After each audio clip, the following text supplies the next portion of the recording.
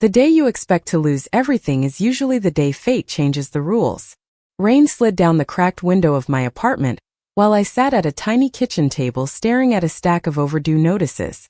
The numbers never changed no matter how many times I looked at them. Rent, utilities, late fees. Every piece of paper seemed determined to remind me of the same truth. I was running out of time. My name is Olivia Parker. I was 29 years old, worked 6 days a week at a neighborhood cafe, and somehow still could not get ahead. The apartment was small enough that I could see almost every room from where I sat. The paint near the ceiling was peeling. The refrigerator made strange noises at night. The radiator worked only when it felt inspired. But it was mine. At least for now. I glanced at the clock. 3:15 in the afternoon. The landlord's office had called twice that week. I already knew what came next. Someone would show up. Someone would explain the consequences. Someone would politely tell me that good intentions did not pay rent. Thunder rumbled outside. I rubbed my temples and reached for my coffee mug. Empty. Just like my checking account. A sharp knock echoed through the apartment. My stomach dropped instantly. There it is, I thought. The beginning of the end. Another knock followed. Slower this time. More deliberate. I stood and crossed the apartment. Every step felt heavier than the last. By the time I reached the door, I had already rehearsed a dozen explanations. None of them sounded convincing. I opened it. The first thing I noticed was the silence. The hallway seemed unusually still. The second thing I noticed was the man standing there. He was tall, broad-shouldered, impeccably dressed in a charcoal overcoat that probably cost more than everything inside my apartment combined. Rain glistened on the shoulders of the coat. His dark hair was neatly combed back. His expression was calm, controlled, the kind of calm that made other people nervous. Behind him, 3 black luxury vehicles waited along the curb outside the building. I stared for a moment, then another. "Can I help you?" I finally asked. The man studied me with unsettling patience. Not rude, not friendly, just observant. "Olivia Parker?" His voice was deep and steady. "Yes." "Good." That was all he said. "Good." As though confirming a detail on a checklist. I crossed my arms. If this is about the rent, I already know I am late. The man looked at me for several seconds. Then he glanced past me into the apartment. His eyes moved across the worn furniture, the stack of bills, the old bookshelf by the wall. Something unreadable flickered across his face. "You are Adrian Moretti," I said suddenly. Recognition hit me all at once. I had seen his photograph before. Newspaper articles, business magazines, stories people whispered when they thought nobody important was listening. The owner of half the buildings in this district. A man whose influence seemed to reach everywhere. Adrian nodded once. "I am." My stomach tightened. Of course. Of all the people who could have come, it had to be him. "Look," I said, forcing myself to meet his gaze. "I know I owe money.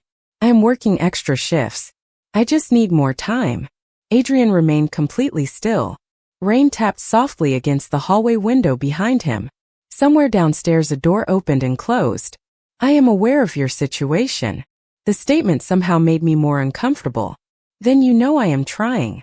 "Yes." Another pause. Another unreadable look. Finally he spoke again. "May I come in?" Every instinct told me to say no. Yet something in his expression made me step aside. Adrian entered the apartment and slowly looked around the room. Not judging. Not inspecting. Simply observing. Then he turned toward me. And instead of mentioning the rent, he said 6 words that made my entire world stop. "I did not come for that." For a second I thought I had misheard him. Rain continued tapping against the windows. The radiator hummed somewhere behind us. Yet the room felt strangely quiet. "What?" I asked. Adrian stood near the bookshelf, his attention moving briefly across the worn paperbacks I had collected over the years. "I said I did not come for the rent." My grip tightened around my arms. "Then why are you here?" He did not answer immediately. Instead, he walked slowly toward the small kitchen table and glanced at the stack of overdue notices sitting there. Most people would have looked embarrassed for me. Adrian simply looked thoughtful. "You keep every bill." "I do not exactly have the luxury of forgetting them." A faint smile touched the corner of his mouth. It disappeared almost instantly. No. I suppose you do not. The conversation was already strange. Nothing about this situation made sense. Men like Adrian Moretti did not visit apartments like mine. They certainly did not spend time discussing utility bills. If this is some kind of business issue, could you please just tell me? I asked. I have a shift in 2 hours. Adrian looked at me. Really looked at me. The kind of look that made me feel as though he already knew the answer to every question I might ask. You work at Brighton Cafe. My stomach tightened. Yes. 6 days a week. Yes. You usually leave at 6:30 in the morning. I stared at him. How do you know that? He ignored the question. You volunteer twice a month at the community reading program. The uneasy feeling in my chest grew stronger. Adrian, you send part of every paycheck to help your grandmother in Ohio. The room suddenly felt smaller. How do you know any of this? This time he met my gaze directly. Because I make it my business to know important things. Important things? I laughed once. Short and humorless. I am a waitress living in a one-bedroom apartment. There is nothing important about me. The moment the words left my mouth, something changed in his expression. It was subtle, barely noticeable, but I saw it. Disagreement. You are wrong about that. The certainty in his voice unsettled me more than everything else combined. I looked away first. Outside, one of the black vehicles remained parked along the curb. 2 men stood beside it holding umbrellas. Security. Of course. Men like Adrian did not go anywhere alone. You own this building? I asked. Among others. How many others? Enough. That answer somehow told me everything. Silence settled between us. Adrian continued studying the apartment. The old couch. The worn rug. The coffee mug sitting beside the bills. None of it should have interested him. Yet he noticed everything. Finally he stopped near the window. You have lived here for 4 years. Almost 5. You have never missed a payment before this year. Congratulations, I said. You found my financial records. Another faint smile appeared. Again it vanished quickly. This year has been difficult. I looked at him suspiciously. Are you asking or telling? Telling. My patience was beginning to disappear. You seem to know an awful lot about my life. Not all of it. That is supposed to make me feel better? Probably not. To my surprise, the answer sounded honest. The storm outside intensified. Rain streaked down the glass in silver lines. Adrian watched it for a moment before turning back toward me. Olivia. Hearing my name in his voice felt strangely personal. What? I need you to listen carefully. The seriousness in his tone immediately erased every sarcastic response I had prepared. Something important was coming. I could feel it. Adrian reached inside his coat pocket. My heart skipped. Not from fear. From confusion. He removed a small black velvet box and placed it carefully on my kitchen table between the overdue bills and the empty coffee mug. Then he looked directly into my eyes and said the last thing I expected to hear. I would like to ask you a question. My eyes remained fixed on the small velvet box sitting in the middle of my kitchen table. It looked completely out of place surrounded by overdue bills, grocery receipts, and a coffee mug that desperately needed washing. For several seconds neither of us spoke. Rain continued tapping against the windows while the old radiator clicked somewhere behind me. A question? I finally asked. Adrian nodded once. Calm. Composed. As if placing mysterious boxes on strangers' tables was a perfectly normal Tuesday afternoon activity. Yes. You came all the way here to ask a question? I did. I stared at him. You own half the city. Not half. That is the part of this conversation you are correcting? To my surprise, amusement flickered briefly across his face. It disappeared almost immediately. Open the box, Olivia. Every instinct told me not to. Yet, curiosity is a dangerous thing, especially when mixed with confusion. Slowly, I stepped closer to the table. Adrian remained perfectly still, watching, waiting. I placed my fingers on the lid and hesitated. If this turns out to be some elaborate prank, I am going to be extremely disappointed. It is not a prank. The certainty in his voice made my stomach tighten. Carefully, I opened the box. My breath caught. Inside rested a ring. Elegant. Understated. Beautiful. Not oversized. Not flashy. Somehow that made it feel even more expensive. For a moment I simply stared at it. Then I looked up at Adrian. Why is there a ring in my apartment? Because of the question. I blinked. No, Adrian raised an eyebrow. No. You do not get to answer a confusing statement with a more confusing statement. He almost smiled again. Almost. Fair. I closed the box immediately. What is happening? Adrian's expression grew serious. I am about to ask you something important. That much I figured out. Silence settled between us. Then he took one slow step forward. Not enough to feel threatening. Just enough to make it clear he wanted my full attention. Olivia. The way he said my name sent a strange feeling through me. Not romantic. Not dramatic. Familiar. As though he had said it many times before. What? I asked quietly. Adrian held my gaze. Will you marry me? For several seconds I genuinely believed I had imagined the words. My brain refused to process them. Marry me. Not help me. Not work for me. Not sign something. Marry me. I laughed. The sound escaped before I could stop it. That is a joke. Adrian did not react. No. A social experimente. No, a bet? No, a nervous breakdown? Also no. I stared at him. He stared right back. Completely serious. The realization hit me slowly. Terrifyingly. He meant it. Every word. I stood there in stunned silence while my mind desperately searched for a reasonable explanation. None appeared. You do not know me, I finally said. Ido. No, you do not. I know enough. Enough for what? Adrian glanced toward the ring. Enough to ask. My heart pounded. Nothing about this made sense. A wealthy and powerful man I had never spoken to before today was standing inside my apartment proposing marriage. Why? I asked. The question came out softer than I intended. Why me? Something unreadable moved across his face. For the first time since arriving, he looked almost uncertain. The expression vanished so quickly I wondered if I imagined it. That is a longer conversation. Then start talking. Adrian looked toward the rain-covered window. Then back at me. Not today. I laughed again. This time from pure disbelief. You ask me to marry you and then refuse to explain? I am explaining. You absolutely are not. He studied me for several seconds before speaking again. You are going to say no. I crossed my arms. That is the smartest thing you have said all afternoon. Adrian nodded slowly, as if he had expected exactly that answer. Then he surprised me again. I know. For a moment neither of us moved. The ring remained on the table between us. Rain traced slow paths down the apartment window. Somewhere outside, a car door closed. The ordinary sounds of the city continued while my entire reality struggled to make sense of what had just happened. Adrian Moretti had proposed marriage. And somehow the most unbelievable part was that he seemed completely unsurprised by my rejection. You know. I repeated. Adrian nodded once. Yes.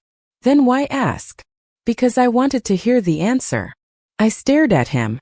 That makes absolutely no sense. It does to me. Of course it did. Men like Adrian seemed to operate by rules nobody else understood. I crossed my arms tighter. Let me save us both some time. The answer is no. I know. Good. That does not change anything. I blinked. Excuse me. For the first time all afternoon, a hint of determination appeared behind his calm expression. Not anger. Not arrogance. Something stronger. Certainty. You are still going to think about it. No, I am not. Yes, you are. I laughed in disbelief. You are remarkably confident for someone who just got rejected. You rejected a question. His gaze never left mine. You have not rejected the reason. The words landed harder than I wanted them to, because the truth was that there was a reason. A man like Adrian Moretti did not spend his afternoon proposing to random women in small apartments. There had to be something else. Some explanation. Some hidden piece of the story. Then tell me the reason. Not yet. Not yet. I repeated. You want me to consider marrying you without understanding why? No, his answer came immediately. I want you to ask yourself why I would. Frustration surged through me. This is ridiculous. Probably. You are impossible. To my surprise, he nodded. I have heard that before. For a brief second, I almost smiled. Almost. Then common sense returned. Look, Adrian. I took a slow breath. I appreciate that you are apparently not here to throw me out of my apartment. That is genuinely wonderful news. But this conversation needs to end. His expression remained unreadable. Because you are uncomfortable? Because you are a stranger. Something flickered in his eyes. So quickly I nearly missed it. Not as much of a stranger as you think. The statement sent a chill through me that had nothing to do with the weather. What does that mean? Nothing you need to worry about. That is exactly the kind of sentence that makes people worry. Silence followed. Adrian looked toward the bookshelf again. His attention settled on an old framed photograph sitting beside a collection of novels. My Father and Me. The picture had been taken years ago at a county fair. Before everything changed. Before I lost him. Adrian stared at the photograph longer than expected. Then he looked away. You should keep that. I frowned. Keep what? The apartment. My confusion deepened.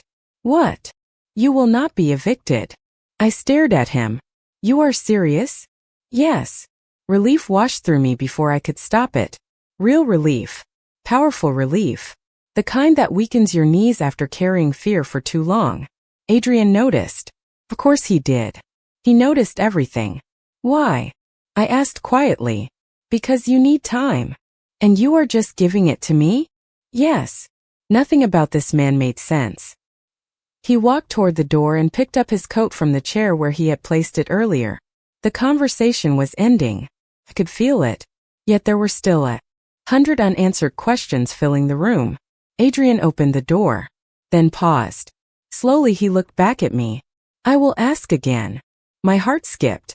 Please do not. For the first time a genuine smile appeared. Small. Rare. Almost impossible to notice. We will see. Then he stepped into the hallway and disappeared, leaving me alone with overdue bills, a velvet ring box, and the growing realization that Adrian Moretti was somehow even more dangerous than I originally thought. For the next 3 days I convinced myself the entire thing had been some kind of temporary insanity. Not mine. Adrian's. That seemed far more likely. People did not simply appear, propose marriage, refuse to explain themselves, and then leave. At least normal people did not. Unfortunately, Adrian Moretti was beginning to prove that normal rules did not apply to him. Life returned to its usual rhythm. I worked morning shifts at Brighton Cafe. I smiled at customers. I carried trays. I memorized complicated coffee orders. On the surface, everything looked exactly the same. Yet every time the door opened, part of me expected to see Adrian standing there. He never did. Which should have been a relief. Somehow it was not. Late Thursday afternoon I finished work and stepped outside into crisp spring air. The rain had finally disappeared. The city felt brighter. Lighter. I started walking toward the bus stop when a familiar black vehicle rolled quietly to the curb beside me. I stopped immediately. The passenger window lowered. My stomach tightened. Adrian sat inside. No, the word left my mouth before he even spoke. To my surprise, amusement appeared in his eyes. Good afternoon to you as well. I am serious. So am I. I crossed my arms. You cannot just appear everywhere. Technically, I appeared in one location. I hated that the response almost made me smile. What do you want? Adrian glanced toward the cafe behind me. You skipped lunch again. I froze. Excuse me. You skipped lunch. How do you know that? Silence. Which was answer enough. My disbelief deepened. Are you having me followed? No. Then how do you know what I eat? You usually buy a sandwich from the deli. Across the street on Thursdays. My jaw nearly dropped. That is not better. Adrian looked genuinely puzzled. No. No, he considered that for a moment. Fair. The conversation was becoming alarmingly familiar. You know what? I said. I am done being confused. Explain yourself. Adrian opened the passenger door and stepped onto the sidewalk. Even surrounded by ordinary city noise, he somehow commanded attention. People noticed him. Not because he demanded it. Because he carried himself like someone accustomed to responsibility. Walk with me. That is not an explanation. No. Then why would I do it? Because you are curious. Annoyingly, he was right. 10 minutes later, we were walking through a quiet neighborhood park several blocks away. Children played near a fountain. Couples sat on benches. Dogs chased tennis balls across fresh green grass. Felt strangely normal. Start talking, I said. Adrian nodded slowly. 3 years ago, your car broke down outside Columbus. I stopped walking. What? The repair cost nearly $2,000. My heart skipped. I remembered that day. I remembered the panic. The impossible bill. How do you know that? Adrian continued as if he had not heard me. The mechanic reduced the cost by 80%. I stared at him. What? 1 year later, your grandmother needed specialized medical equipment. The blood drained from my face. Adrian. An anonymous donor covered the expense. The world suddenly felt unsteady. Those events had changed my life. They had arrived like miracles when I needed them most. How do you know about that? His gaze met mine. Calm. Direct. Certain. Then he gave me an answer I never expected. Because I arranged both of them. For several seconds I forgot how to breathe. The park. The people. The city. Everything seemed to fade into the background. You are lying. The words sounded weak even to me. Adrian shook his head once. No, I searched his face for any sign of deception. I found none. Only quiet honesty. The realization sent a chill through me. Why? I whispered. For the first time since meeting him, Adrian looked away. Not toward the city. Not toward the park. Toward the horizon. As if the answer lived somewhere far beyond both of us. That, he said softly, is the part of the story you do not know yet. The world seemed strangely quiet after that. Children still laughed somewhere near the fountain. Dogs still chased tennis balls across the grass. Cars still moved through the streets beyond the park. Yet all I could hear was the question repeating inside my head. Why? I looked at Adrian and searched for some sign that this was all an elaborate misunderstanding. Instead, I found the same calm expression he always carried. You paid for my grandmother's equipment? I asked. Yes. And the mechanic? Yes. Without telling me? Yes. Frustration mixed with confusion. People do not just do things like that. Adrian studied me carefully. Some people do. Not for strangers. Something changed in his eyes. A shadow of memory. You were never a stranger. The word stopped me cold. What does that mean? For the first time since I had met him, Adrian seemed to choose his next words carefully. Do you remember a man named Daniel Ross? I frowned. The name felt familiar. Then suddenly it clicked. My father worked with a Daniel Ross years ago. Adrian nodded. They were close friends. My heart skipped. You knew my father? Silence stretched between us. Then Adrian gave a small nod. Yes. I stared at him. How? Before I built my companies. Before most people knew my name. Before any of this. He gestured vaguely toward the city around us. Your father helped me. The revelation felt impossible. My father never mentioned you. I asked him not to. I shook my head. That does not explain anything. No, Adrian admitted quietly. It does not. We continued walking through the park. The afternoon sunlight filtered through young spring leaves overhead. Everything around us looked peaceful. My thoughts were anything but. What kind of help? I asked. Adrian looked toward the path ahead. The kind that changes a life. His answer only increased my frustration. You are being vague again. Because the full story is complicated. Try me. A faint smile appeared. You are stubborn. I work hard for that reputation. To my surprise, the smile remained for another second. Then it faded. Your father believed people deserved second chances. The words landed softly.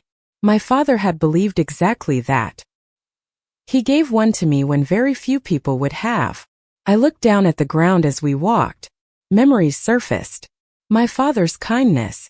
his endless willingness to help strangers, his belief that character mattered more than money. And after he passed away? I asked quietly.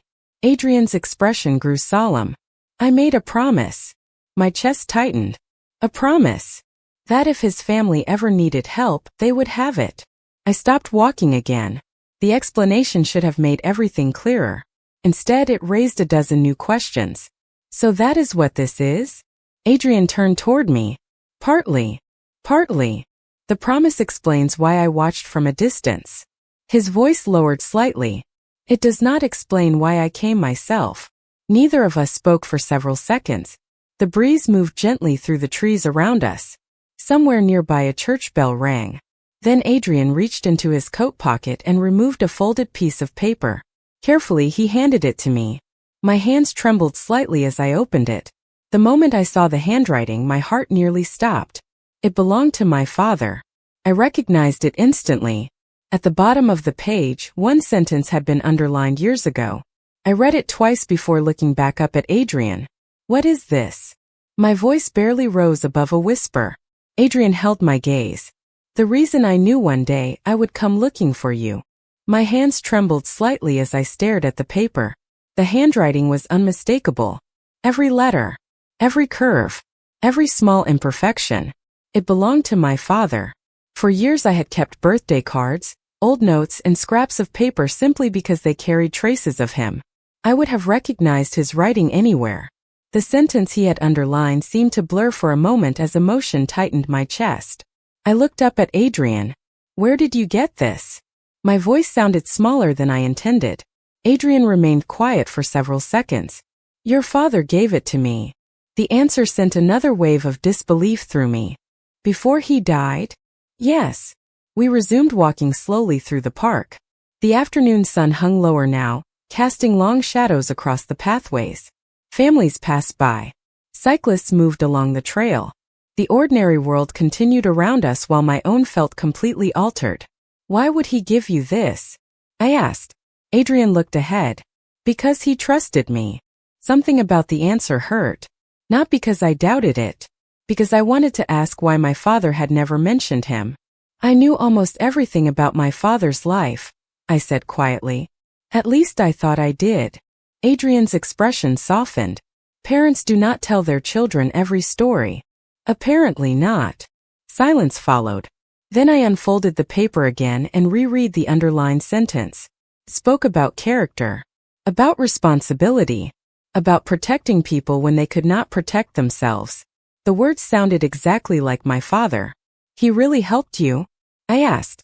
Adrian nodded. More than he realized. And all these years later you are still trying to repay him. Adrian stopped walking. When I turned toward him, I saw something I had not seen before. Vulnerability. Not weakness. Just honesty. Raw and unguarded. No, the answer surprised me. No. He shook his head slowly. A debt can be repaid. His gaze held mine. This was never about a debt.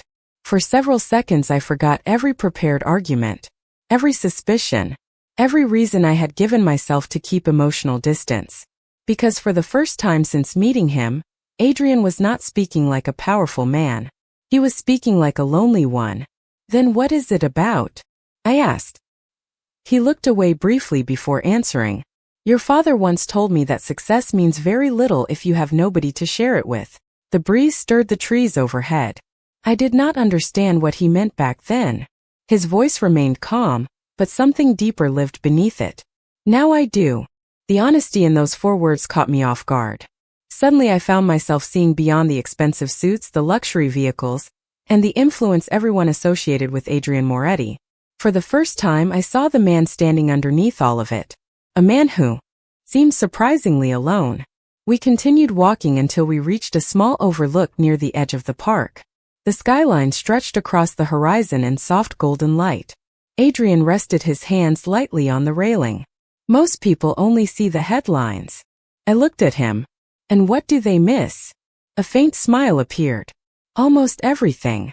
I found myself smiling back despite my best efforts. That sounds dramatic. I am occasionally dramatic.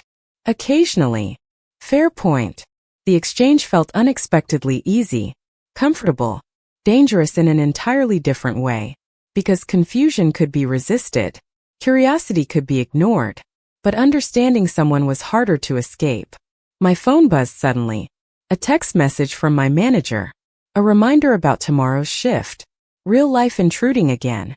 I glanced at the screen before slipping the phone back into my pocket. When I looked up, Adrian was watching me. You still think I am completely unreasonable? Completely. Good. I blinked. Good. His smile returned. Small. Genuine. Rare. I would worry if you did not. Then his expression changed. The warmth faded slightly. Not from discomfort. From decision. There is one more thing you need to know. Something in his tone immediately caught my attention. About my father? Adrian nodded. About the promise he asked me to make. My heart began to pound again. Because somehow I knew the most important part of the story had not been told yet. The breeze carried the scent of freshly cut grass as I stood beside Adrian overlooking the city skyline. His words echoed inside my head. The promise he asked me to make. For several seconds neither of us spoke. Then I looked at him. Tell me. Adrian rested his hands on the railing and watched the fading sunlight reflect against distant buildings. Your father knew he was running out of time. My chest tightened immediately. Even after all these years, hearing that reality spoken aloud never became easier. He did not talk about it much, Adrian continued. But he prepared for it. I stared at the city below us. Prepared how? Adrian reached into his coat pocket and removed another folded piece of paper. Unlike the first one, this was worn from being opened many times. Carefully he handed it to me. Read the last paragraph. My fingers trembled slightly as I unfolded it. The handwriting was familiar again. My father's words. My father's voice somehow living inside ink and paper. I read silently. Then I read it again. My breath caught. He had written about me. About my future. About the hope that I would never lose my kindness, even when life became difficult. Then I reached the final lines. The lines that changed everything. If you ever find yourself watching over Olivia, make sure she knows she never has to carry the weight of the world alone. For a moment the words blurred. I blinked quickly and lowered the page. He wrote this to you? Adrian nodded. Yes. Why? Because he worried about you. My throat tightened.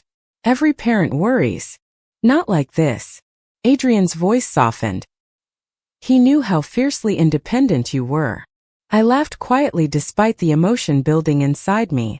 That sounds accurate. He said you would rather struggle alone than ask for help. Also accurate. A faint smile appeared between us before fading.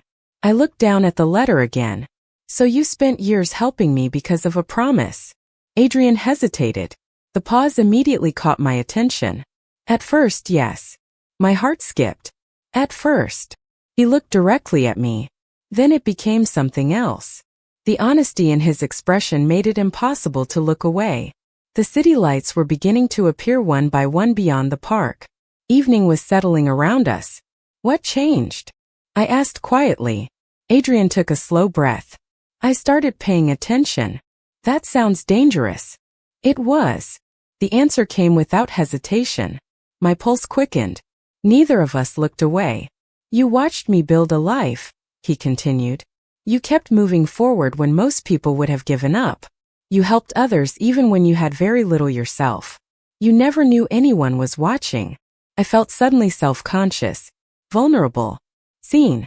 Adrian. He shook his head gently. The proposal was never about control. The words landed softly but carried enormous weight. It was never about rescuing you. The evening air felt cooler now. Then what was it about? His eyes held mine. Calm, certain, honest. Choice. I frowned slightly. Choice. I have spent most of my life surrounded by people who wanted something from me. His voice remained steady. Money, influence, opportunities, favors. He paused. You never did. The realization settled slowly between us. Because I did not know who you were. Exactly. A small smile touched his face. You treated me like a human being long before you understood my name. My heart beat faster than I wanted to admit. For the first time since he had appeared at my apartment, I found myself questioning my certainty. Not about marriage. Not yet. But about him. About everything I thought I understood. Adrian glanced toward the horizon before looking back at me. I am not asking for an answer today. Relief and disappointment arrived at the same time. Good. His smile returned. But for the first time, you are considering the question. I opened my mouth to argue, then stopped. Because the worst part was that he was right. 3 months later, I stood in front of the same apartment door where everything had started. The same hallway. The same worn carpet. The same faded paint on the walls. Yet somehow everything felt different. Maybe because I was different. Spring had turned into summer. The city outside glowed beneath warm evening sunlight. My life looked much the same from the outside. I still worked at Brighton Cafe. I still lived in the same apartment. I still carried too many books home and drank too much coffee. But somewhere along the way, Adrian Moretti had become part of my days. Not through grand gestures. Not through expensive gifts. Through conversations. Walks through the park. Quiet dinners where we talked about everything except the proposal sitting patiently between us. He never pressured me. Never demanded an answer. He simply remained present. Consistent. Steady. The thing I trusted most about him was not his power. It was his patience. A soft knock echoed through the apartment. My heart immediately knew who it was. I crossed the room and opened the door. Adrian stood there exactly as I remembered from that rainy afternoon. Months ago. Dark coat. Calm expression. Quiet confidence. Yet now I noticed different things. The warmth hidden behind his reserved nature. The way his eyes softened whenever he looked at me. The loneliness that had once lived there and slowly begun to disappear. For a moment neither of us spoke. Then Adrian smiled slightly. Good evening. You are late. One eyebrow lifted. By 2 minutes. Still late. The smile widened. Barely. But enough. I apologize. I will think about forgiving you. His expression suggested he expected nothing less. We stood there sharing the kind of comfortable silence that once would have felt impossible. Then Adrian glanced toward the apartment behind me. May I come in? I smiled. You keep asking that question. Good manners are important. For a man who owns half the city? Especially for a man who owns half the city. I laughed and stepped aside. Adrian entered. His gaze immediately landed on the kitchen table. The same table where he had once placed a velvet ring box between overdue bills. The memory made both of us smile. I remember this room being smaller, he said. That is because the first time you came here, you were busy changing my life. Adrian looked at me carefully. That was never my intention. I know. The answer came easily now because it was true. We moved toward the window overlooking the city street below. Evening sunlight painted everything gold. For a few moments neither of us spoke. Then Adrian reached into his coat pocket. My heart skipped. Not because I was surprised. Because I was not. Slowly he removed the same velvet box. The one that had been sitting unopened in my mind for months. Adrian held it gently. Not like a businessman closing a deal. Like a man offering something precious and uncertain. Olivia. His voice was quieter than usual. I told you I would ask again. I smiled. You did. And I promised the choice would always be yours. The room felt completely still. No fear. No confusión. No pressure. Only clarity. I thought about my father. About promises. About second chances.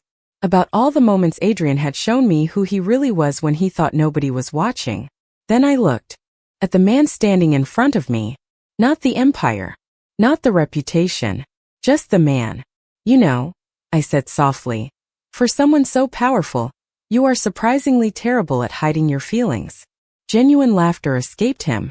The sound felt rare and beautiful. I will work on that. Please do not. Adrian's smile faded into something deeper. Something hopeful. Is that your answer? I stepped closer. My heart felt lighter than it had in years. Yes. For a second he simply looked at me as though making sure he had heard correctly. Then relief appeared in his eyes. Real relief. Human relief. The kind no amount of power could buy. Outside, the city continued moving beneath the evening sky. Inside, everything became wonderfully simple. Because sometimes the most powerful words are not a promise. They are not a proposal. They are not even a yes. Sometimes the most powerful words are the ones my father understood all along. You are free to choose. And for the first time I did.